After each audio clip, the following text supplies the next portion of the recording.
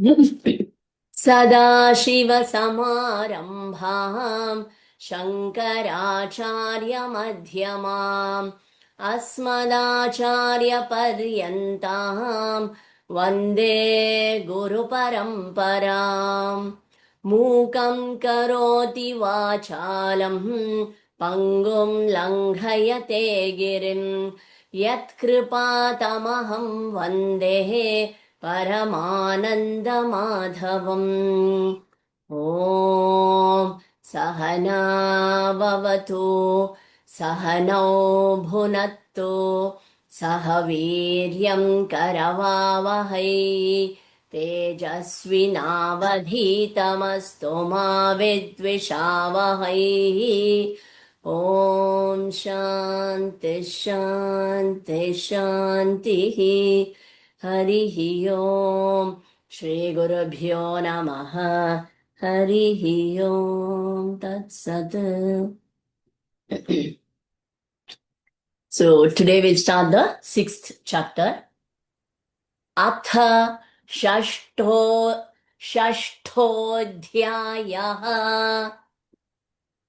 अथ षष्ठोऽध्यायः। षष्ठो महाप्राणठा। ओके। अथ षष्ठोऽध्यायः। आत्मसंयमयोगः। आत्मसंयमयोगः। आत्मसंयमयोगः। श्रीभगवानुवाच। श्रीभगवानुवाच। अनाश्रितः कर्मफलम्। अनाश्रितः कर्मफलम्। अनाश्रितः कर्मफलम्। कार्यं कर्म करोति यः। कार्यं कर्म करोति यः। कार्यं कर्म करोति यः। स सन्न्यासी च योगी च। स सन्न्यासी च योगी च। स सन्न्यासी च योगी च। न निरग्निर्न चाक्रियः। न निरग्निर्न चाक्रियः। न निरग्निर्न चाक्रियः। अनाश्रितः कर्मफलम् कार्यं कर्म करोति यः। स सन्न्यासी च योगी च न निरग्निर्न चाक्रियः।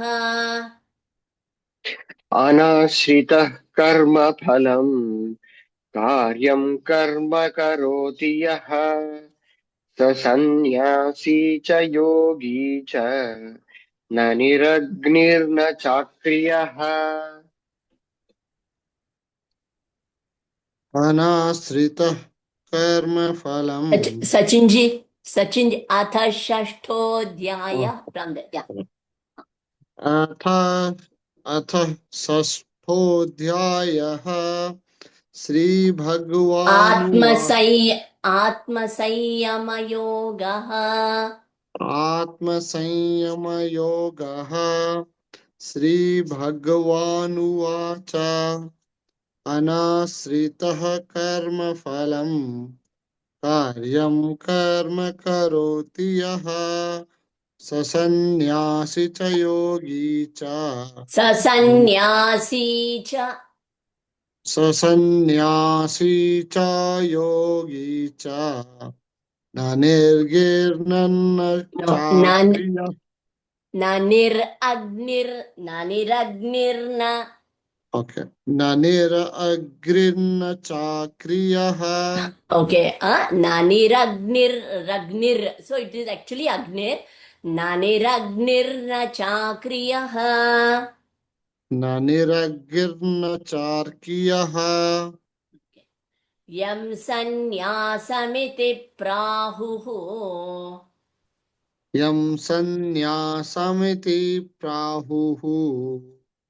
यं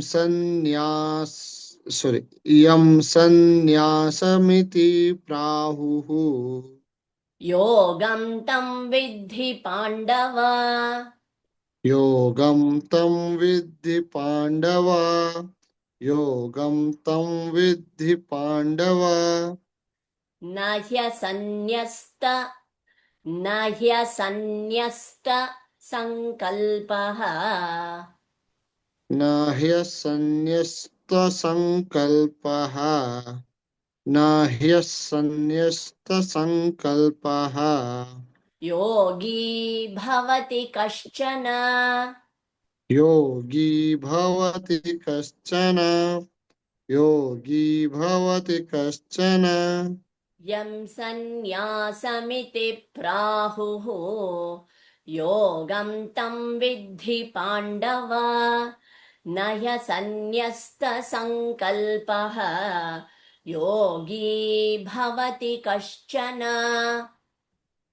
यं सन्न्यासमिति प्राहुः योगं तं विधि पाण्डव न ह्यसन्न्यस्तसङ्कल्पः योगी भवति कश्चन यं सन्न्यासमिति प्राहुः योगं तं विद्धि पाण्डव न ह्यसन्न्यस्तसङ्कल्पः योगी भवति कश्चन आरुरुक्षोर्मुनेर्योगम् आरुरुक्षोर्मुनेर्योगम् आरुरुक्षोर्मुनेर्योगम् कर्म कारणमुच्यते कर्म कारणमुच्यते कर्म कारणमुच्यते योगारूढस्य तस्यैव योगारूढस्य तस्यैव योगारूढस्य तस्यैव शमः कारणमुच्यते शमः कारणमुच्यते शमः कारणमुच्यते आरुरुक्षोर्मुनेर्योगम् कर्म कारणमुच्यते योगारूढस्य तस्यैव शमः कारणमुच्यते आरुरुक्षोर्मुनेर्योगम् कर्म कारणमुच्यते योगारूढस्य तस्यैव शमः कारणमुच्यते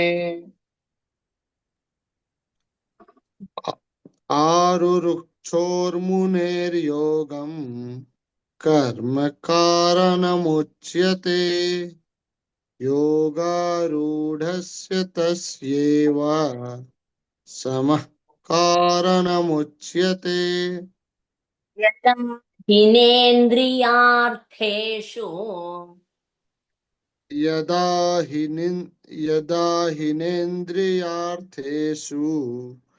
यदा हिनेन्द्रियार्थेषु न कर्मस्वनुषज्जते न कर्मस्वनु न कर्मस्वनुसज्जते ओके न कर्मस्वनुसज्जते न कर्मस्वनुसज्जते सर्व सर्वसङ्कल्पसन्न्यासी सर्वसङ्कल्पसन्न्यासी सर्वसङ्कल्पसन्न्यासी योगारूढस्तदोच्यते योगारूढस्तो योगारूढस्तदोच्यते योगारूढस्तदोच्यते यदा हिनेन्द्रियार्थेषु न कर्मस्वनुषज्जते सर्वसङ्कल्पसन्न्यासी योगारूढस्तदोच्यते यदा हिनेन्द्रियार्थेषु न कर्मस्वनुसज्जते सर्वसङ्कल्पसन्न्यासी योगारूढस्तदोच्यते यदा हिनेन्द्रियार्थेषु न कर्मस्वनुषज्जते सर्वसङ्कल्पसन्न्यासी योगारूढस्तदोच्यते. So the next shloka is very, very important because, it is often quoted verse. Uddharedatmanatmanam उद्धरेदात्मनात्मानम् उद्धरेदात्मनात्मानम् natmanamavasadayet नात्मानमवसादयेत् नात्मानमवसादयेत् atmaiva ह्यात्मनो bandhuः आत्मैव ह्यात्मनो बन्धुः आत्मैव ह्यात्मनो बन्धुः आत्मैव रिपुरात्मनः आत्मैव रिपुरात्मनः आत्मैव रिपुरात्मनः उद्धरेदात्मनात्मानं नात्मानमवसादयेत् आत्मैव ह्यात्मनो बन्धुः आत्मैव रिपुरात्मनः उद्धरेदात्मनात्मानम् नात्मानमवसादयेत् आत्मैव ह्यात्मनो बन्धुः आत्मैव रिपुरात्मनः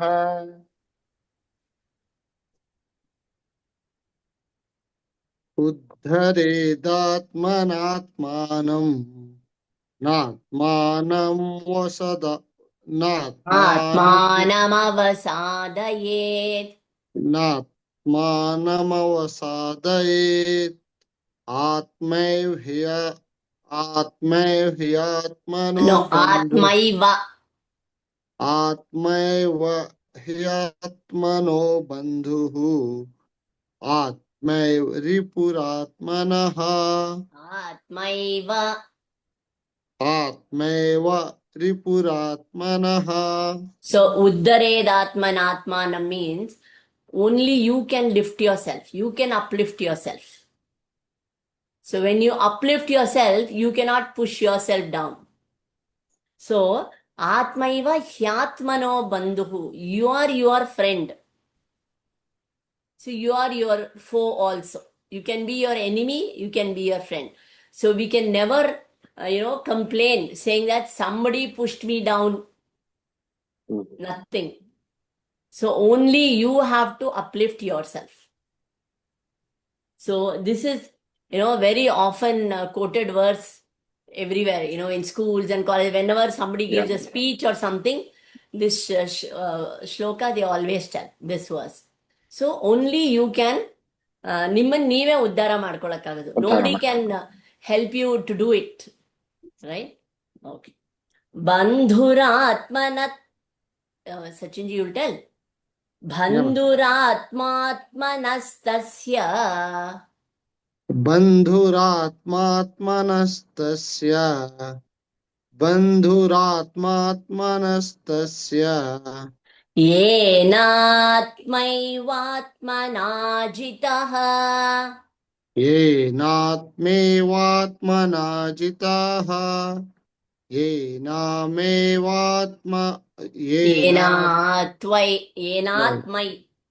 येनात्मैवात्मना जितः अनात्मनस्तु शत्रुत्वे अनात्मनस्तु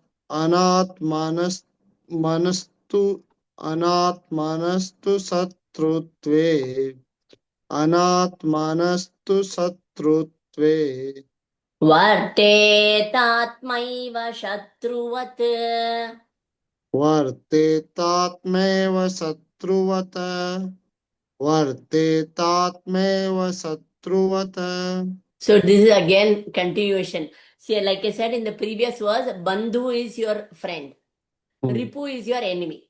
So you are your friend, not your enemy, right? Here again, if your mind is very strong, you are your friend. The minute your mind becomes weak, it becomes your enemy. So we have to be steady in whatever we do. Thinking also. Bandhuratmatmanastasya. बन्धुरात्मात्मनस्तस्य Sorry, I'll finish the whole shloka. Sorry. Bandhuratmatmanastasya yenatmaivatmana jitah anatmanastu shatrutve vartetatmaiva shatruvat. बन्धुरात्मात्मनस्तस्य येनात्मेवात्मना जितः अनात्मनस्तु शत्रुत्वे वर्तेतात्मेव शत्रुवत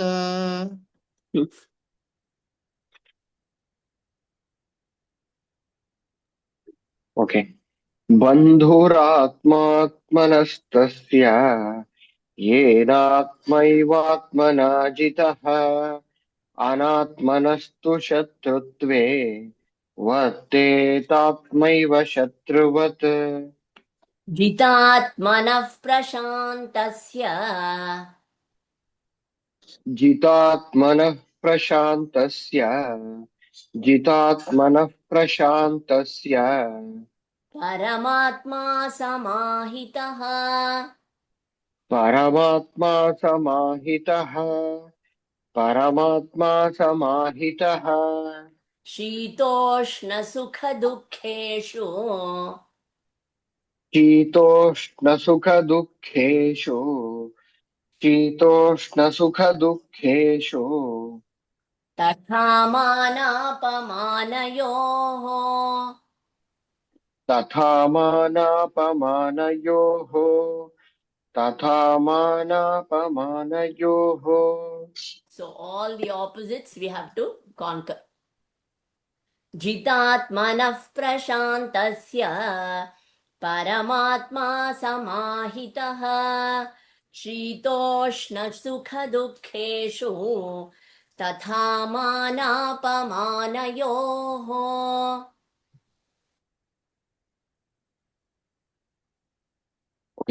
जितात्मनः प्रशान्तस्य परमात्मा समाहितः शीतोष्णसुखदुःखेषु तथा मानापमानयोः सचिन जी.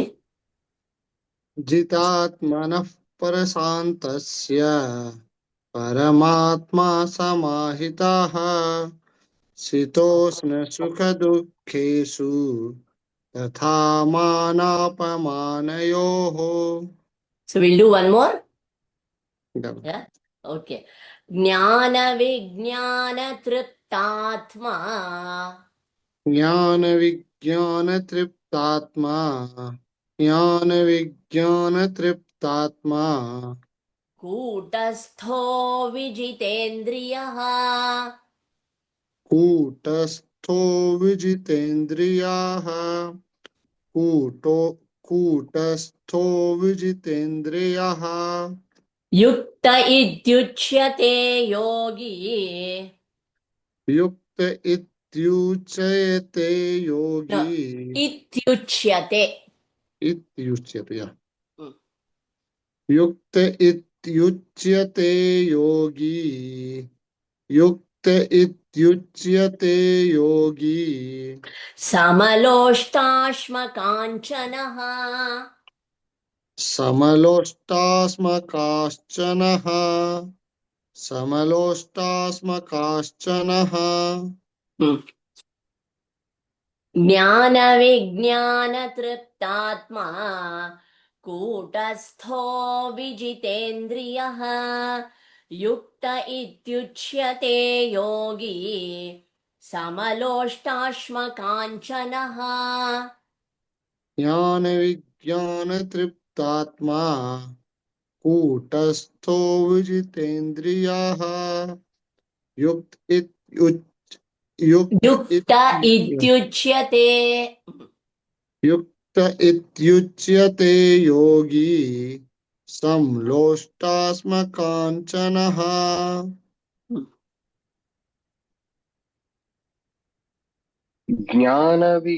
ज्ञानविज्ञानतृप्तात्मा कूटस्थो विजितेन्द्रियः युक्त इत्युच्यते योगी समलोष्टाश्मकाञ्चनः.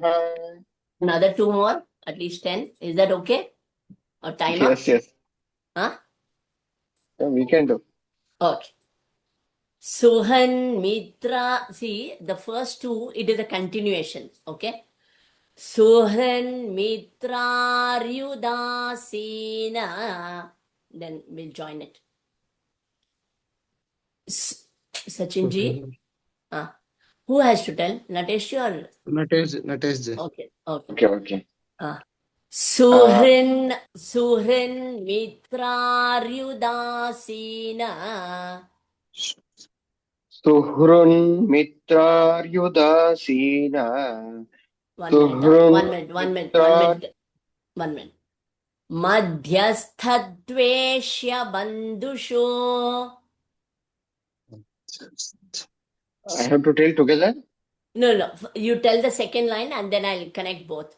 Yudhyasthadveshya bandhusho.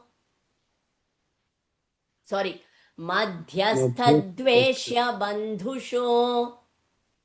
मध्यस्थद्वेष्य बन्धुषु So it goes like this. मध्यस्थद्वेष्य बन्धुषु Sohan Mitraryudasena Madhyasthadveshya bandhusho. Together. सुहृन्मित्रार्युदासीनमध्यस्तद्वेष्य बन्धुषु. Correct. So near that stha you can take a breath. Okay, you got it, no? Once more you tell, Nateshji. सुहृन्मित्रार्युदासीनमध्यस्थद्वेष्य बन्धुषु Sadhushvapi cha papeshu. साधुष्वपि च पापेषु साधुष्वपि च पापेषु Samabuddhir vishishyate. समबुद्धिर्विशिष्यते समबुद्धिर्विशिष्यते Suhan mitraryudasena madhyasthadveshya bandhushu. Sadhushvapi cha papeshu. Samabuddhirvishishyate.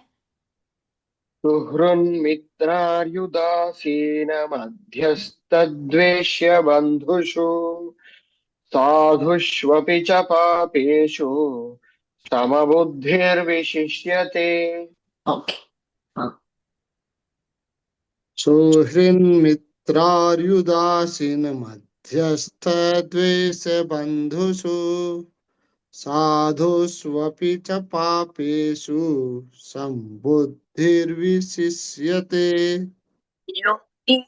Yunjita satatam.